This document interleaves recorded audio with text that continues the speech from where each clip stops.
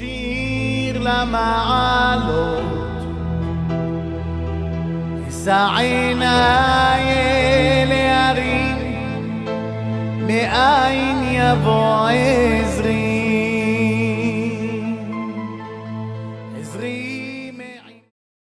Shalom Vacha, que le bon Dieu protège ce Dvar Torah que je fais ce matin. C'est à la mémoire de notre ami Machlouf Ben Zohra Abergel. On l'appelait Henri. C'était un juif avec beaucoup de valeurs, beaucoup de émouna. Celui qui le voyait dans la rue, il croyait que c'était un pauvre, un monsieur pauvre qui demande de la charité. Mais ce monsieur-là, je le connais depuis 20 ans peut-être. Je l'ai connu lorsqu'il avait de l'argent, lorsqu'il venait me voir, il m'apportait de l'argent, il me donnait des dons pour les institutions.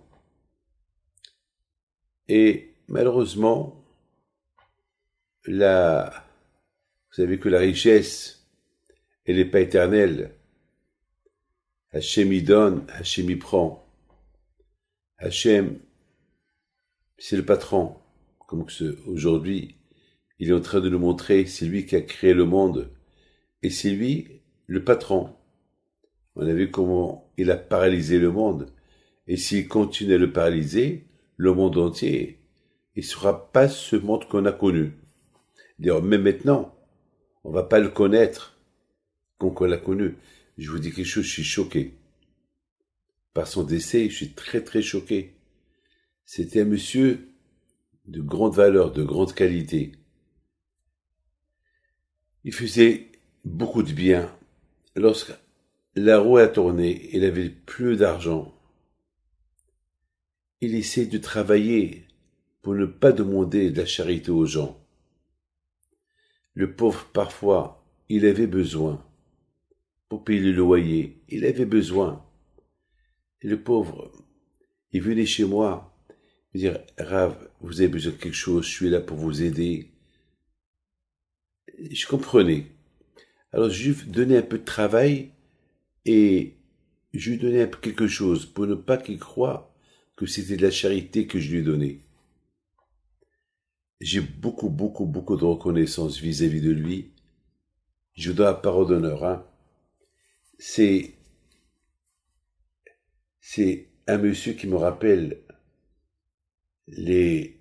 lorsque il y avait un roi qui arrivait dans une salle, il y avait toujours le protocole royal, il faisait que il y avait toujours quelqu'un qui annonce la venue du roi. Comme aujourd'hui en Angleterre, la reine Elisabeth, lorsqu'elle doit apparaître quelque part, ou surtout au Parlement anglais, alors il y a un monsieur qui tape à la porte, il rentre en premier, il annonce « The Queen ».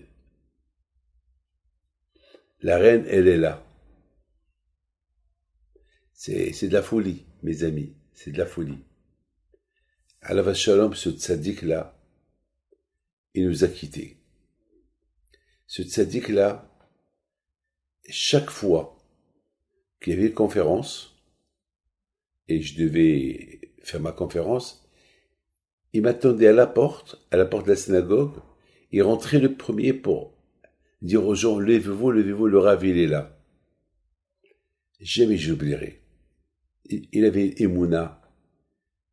Une fois, il est parti en stop au Maroc pour la Iloula de Rabbi Haïm Pinto. Il s'arrangeait pour être là-bas à la Iloula. C'était un tzaddik. Et malheureusement, je m'attendais pas à ce qu'il est parti comme ça. Et je l'ai vu la dernière fois que j'étais à Paris, je l'ai vu. Je savais pas. Dommage. Comme vous savez, jamais personne ne peut savoir quand la personne va mourir. C'est une peine pour moi, c'est un coup pour moi. Et il va nous manquer. Sa présence à Paris, elle va manquer. Sa présence à la Iloula de Rabbi Haïm Pinto au Maroc, elle va manquer. Sa présence lorsque je fais des cours de Torah en France, ça va manquer. J'ai une grande hakaratov, une grande connaissance vers lui. Vous savez, la reconnaissance, c'est quelque chose de magnifique. Nos sages y disent que celui qui ne reconnaît pas le bien que son ami lui a fait, il ne va pas reconnaître le bien que le bon Dieu lui a fait. Parce que le bon Dieu, on ne le voit pas. Le bien qu'il nous fait du non-stop, tout le bien qu'il nous fait, on ne le voit pas. On s'habitue au bien qu'il nous fait. On se réveille le matin, on ne sait pas que toute la nuit on dormait, et on aurait pu avaler la langue, et c'est lui qui nous a surveillé toute la nuit pour qu'on dort bien, on se réveille bien. On se réveille le matin, on bouge, on ouvre les yeux, on marche, on bouge les pieds, on s'habille, on sent, on mange. Ben c'est Hachem. Mes amis, c'est Hachem. Mais tellement qu'on s'habitue à une vie normale, jusqu'à que on croit que c'est normal. Le matin, on trouve le soleil, il y a la pluie, on respire, il y a de l'air, il fait frais, il fait chaud. C'est Hachem qui dirige son monde. Mais malheureusement, on s'habitue. Alors quand je vois aujourd'hui, il fait un peu de l'ordre dans son monde. Malheureusement, en mettant de l'ordre dans ce monde, il y a eu beaucoup de tzadikim qui sont morts. D'ailleurs, moi aussi j'ai perdu une femme tzadiket, la femme de mon oncle. Une tzadiket, Simi. La pauvre, elle aussi elle est partie avec ce virus corona. Et combien des rabbanim, des rabbins, mon meilleur ami de Paris, le Rav Hamou, alav shalom. Mais lui, c'était une surprise totale. Il est parti malheureusement le jour où il devait faire le gala pour son kollel. Et j'étais l'invité d'honneur, et voilà.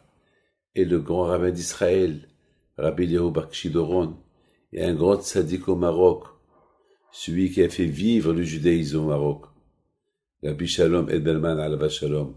Et sans oublier le directeur de Beth Hana, Rav Toboul alav shalom, un gentil Rav, mamash, dommage. Et combien. La liste, elle est longue. La liste est très longue, presque des centaines et des centaines de juifs en France. Et parmi eux, notre ami, cher Henri, Machlouf Ben Zora Bergel, alav shalom. Et comme le pauvre, tout Paris devait être à son enterrement. Mais malheureusement, à cause du corona, il y avait que les proches qu'ils ont pu être présents pour son enterrement. Donc j'ai une grande reconnaissance vis-à-vis de lui pour tout ce qu'il a fait pour nous, pour tout ce qu'il a fait pour moi. Que Dieu repose son âme en paix. Je me suis simplement posé une question, la reconnaissance. Vous savez que lorsqu'Hachem il a dit à Moshe Rabbeinu de faire sortir les Juifs de l'Égypte, il a mandaté à donner les plaies, à frapper l'Égyptien avec son bâton. Dame, l'eau il a rendu du sang, le sable il a rendu des poux. Tout ça c'est pour montrer à Paro, c'est que Hachem il commande, que le pharaon qui se comportait pour un dieu, il veut pas libérer les Juifs. Hachem lui a montré que tu es nul, qu'il n'était rien du tout, et que c'est lui le patron. Donc il a changé la nature. Mais c'est remarquable que nous avons pas vu que Moshe Rabbeinu, lui qui devait apporter les plaies en Égypte, le Hachem lui a dit de frapper l'eau, il n'a pas frappé l'eau. C'est Aaron qui a frappé l'eau, et la plaie du sable, il n'a pas frappé le sable. C'est Aaron, son frère, qui a frappé le sable. Et du sable, ils sont sortis les poux. Pourquoi? À cause de la reconnaissance. Moshe Rabbeinu, il a dit, lorsque ma mère m'a jeté dans l'eau ne m'a pas emporté. Alors, comment je vais frapper l'eau? J'ai une reconnaissance vis-à-vis de l'eau. Lorsqu'Hachem a dit de frapper le sable, il n'a pas frappé le sable, c'est Aaron qui a frappé le sable, parce que Moshe Rabbeinu a dit comment je vais frapper le sable, et le sable, il m'a sauvé la vie. Lorsque, donc, Moshe Rabbeinu alav shalom, il n'a pas frappé le sable, parce que lorsque il avait vu un Égyptien qui frappait un Juif, et le soir il a violé sa femme, et le lendemain, Moshe Rabbeinu, il voit encore l'Égyptien qui frappait le Juif. Moshe Rabbeinu, il a vu ce que cet Égyptien il a fait. Il viole chaque femme, il viole sa femme chaque jour, le matin, lorsqu'il le réveille pour aller au travail, et après il le frappe. Alors Moshe Rabbeinu, il l'a tué. Il l'a enterré dans le sable, il a disparu dans le sable. Donc, pour lui, le sable, il l'a sauvé. Donc, il n'a pas voulu le frapper. En voyant de là la reconnaissance, si tu n'as pas de reconnaissance à celui qui vit avec toi, c'est pour ça que la Torah dit, respecte ton père et ta mère. Par reconnaissance, tout le bien qu'ils ont fait pour toi. C'est pour ça que la Torah, il dit, il faut pas jeter les vêtements que tu peux lui donner à quelqu'un. Parce que c'est des vêtements, c'est la reconnaissance. Ils t'ont habillé. Alors tu ne peux pas les jeter comme ça. Donne-les à quelqu'un, à un pauvre. Il y a aussi la nourriture, si elle est encore bonne, donne-la à quelqu'un, ne la jette pas. Ou mange-la, mais il ne faut pas la jeter. La reconnaissance. Je me suis posé une question. Pourquoi il n'y a pas de reconnaissance par exemple, on voit que Moshe Rabbeinu, il a eu la reconnaissance même du mont Sinaï. Vous savez que le mont Sinaï, le fait que Moshe Rabbeinu, il a reçu la Torah au mont Sinaï, il est devenu ce qui est devenu au mont Sinaï. Donc Moshe Rabbeinu alav shalom, il dit toujours, j'ai reçu la Torah du mont Sinaï. Mais le mont Sinaï ne lui a pas donné la Torah. Il a reçu la Torah au mont Sinaï. Mais le fait qu'il a reçu la Torah au mont Sinaï, il est devenu ce qu'il est devenu au mont Sinaï, donc il a la reconnaissance du mont Sinaï. Mes amis, je me suis posé une question. Pourquoi il n'y a pas de reconnaissance comment ça s'appelle, par exemple, on ne voit pas aujourd'hui cette reconnaissance du bien qu'on reçoit des gens. Et si quelqu'un, vous savez, je vous dis quelque chose de simple. Vous rentrez à la synagogue. Vous trouvez la synagogue propre. Vous allez dire que c'est normal. Vous trouvez les livres à leur place, votre talit à sa place. Vous trouvez votre place propre. Vous croyez que c'est normal. Pourquoi c'est normal? Pourquoi c'est normal? Ah oui, c'est l'ouvrier qui a rangé, il est payé.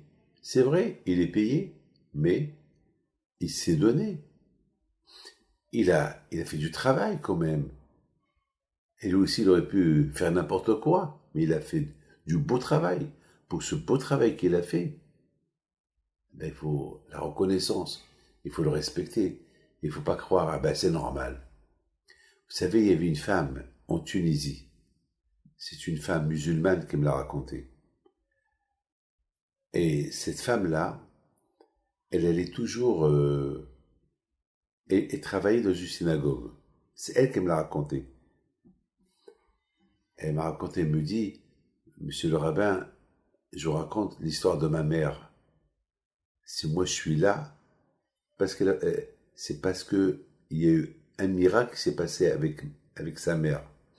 C'est une famille musulmane de Tunisie, et sa mère, elle travaillait dans une synagogue, elle nettoyait la synagogue. Et bien sûr, grâce à Dieu, les musulmans, ils respectent beaucoup les lieux juifs, comme au Maroc, comme en Tunisie, comme en Algérie. Et c'est presque dans le monde entier, ils ne touchent pas. Écoutez-moi, parfois on entend des petites choses, mais par rapport à ce qui se passe en France et en Europe, qui saccagent, qui cassent les tombes, et les croix gammées, tout ça, les musulmans, eux, depuis que les Juifs ils ont quitté le Maroc, l'Algérie, la Tunisie, ils respectent les lieux, ils respectent. Allez-y au Maroc, vous allez voir comment les cimetières juifs ils sont respectés.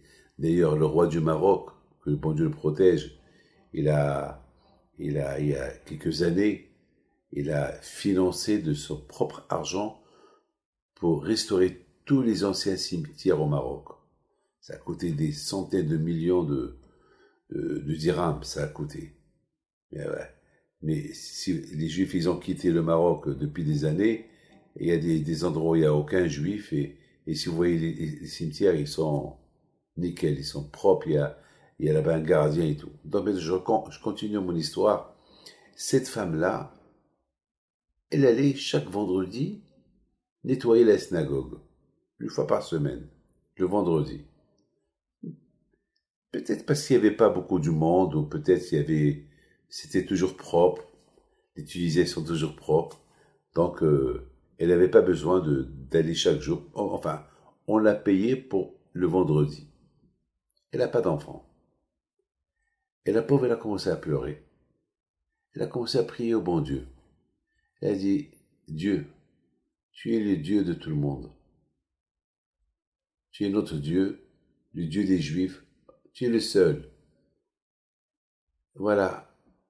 Je nettoie chaque vendredi ta synagogue et je la fais de mon mieux.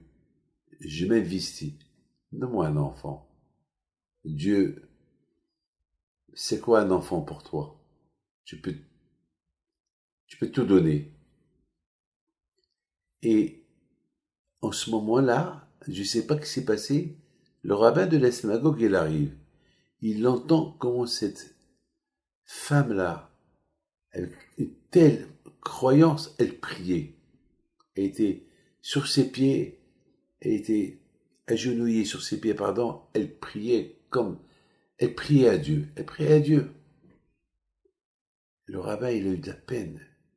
Il dit, je ne savais pas que madame, que vous n'avez pas, il parlait en arabe, des enfants. Il dit, non, j'ai pas d'enfants. Il dit, alors tu as prié, Inch'Allah. Inch'Allah, le bon Dieu va te donner des enfants. Et puis, la même année, elle est tombée enceinte et elle a eu une fille. Elle appelait Myriam, sa fille. Il y a beaucoup de musulmans qui ont des noms, Sarah, Myriam, Isha, Zohra, des noms que nous aussi on partage. Donc, maintenant la fille vient et me dit, voilà, je suis venu simplement vous raconter mon histoire. Grâce à Dieu, j'ai besoin de rien du tout. Je suis musulmane, je suis très bien grâce à Dieu. Simplement, j'ai entendu que vous êtes là et j'habite pas loin. Je travaille chez des Juifs et on m'a dit que vous étiez là et je me suis rappelé de cette histoire avec ma mère. Je suis venu vous la raconter. Peut-être ça va vous faire plaisir. J'étais tellement content. J'ai pris une enveloppe, j'ai mis un peu d'argent là-bas. Je dis, madame, cadeau. Elle me dit non. Moi, je travaille à la sueur de mon front. Je suis venu simplement dire merci au bon Dieu, qui est le vôtre, qui est le nôtre, et la reconnaissance. Lorsque Hachem nous fait du bien, toujours on est reconnaissant. C'est pour ça qu'on fait la bracha. Lorsqu'on mange quelque chose, on fait une bénédiction. Reconnaissance. Merci Hachem, roi de l'univers, que tu m'as donné ça. Merci Hachem. C'est normal de remercier Hachem pour le pain que tu manges, Birkat Amazon, tu te laves les mains pour manger propre. Merci qu'il y a de l'eau. On ne sait pas, peut-être on a touché quelque part où c'est sale, surtout maintenant qu'il y a le corona. Aujourd'hui, on fait attention à la saleté parce que le corona, il est attiré par la saleté. Du corona, on a peur, mais de la saleté des fautes, lorsqu'on fait une faute, on se salit. Vous savez que nos sages, ils disent, c'est Rab Eliyahu Lopian, alav shalom, qui lui dit, il dit que là-haut, là où se trouve maintenant M. Abergel, alav shalom, il y a ce qu'on appelle des malachim, que eux, leur but est de nettoyer les endroits qui sont pas propres. Alors, est-ce que dans le ciel, il y a des endroits qui sont pas propres? C'est impossible. Alors il répond, il apporte le Zohar, il dit que lorsqu'on faute, malheureusement, la même façon lorsqu'on fait mitzvah, la mitzvah elle monte jusqu'au ciel, et lorsqu'on faute, l'odeur de la faute, il monte jusqu'au ciel. Et par respect du bon Dieu, pour ne pas que cette odeur, elle va chez le bon Dieu, alors il nettoie avec du feu. Vous vous rendez compte? Vous vous rendez compte? La force d'une avera, la force d'une faute, qu'est-ce qu'elle peut faire? Et tout cela, le bien que le bon Dieu nous fait, et nous, qu'est-ce qu'on fait? On fait des fautes. Et c'est la raison, mes amis, que lorsqu'on fait attention et on respecte les gens qui nous ont fait du bien, alors on va se dire, si ce monsieur qui m'a fait du bien, je lui dois reconnaissance, je lui dois beaucoup de choses. Imaginez-vous quelqu'un qui vous sauve la vie. Vous avez lui devoir votre vie, toute votre vie. Alors Hachem, le bon Dieu, qui te sauve ta vie à chaque seconde, il te sauve ta vie. Il y a un monsieur qui me raconte, il a fait un grave accident, la police n'a pas compris comment il est sorti vivant.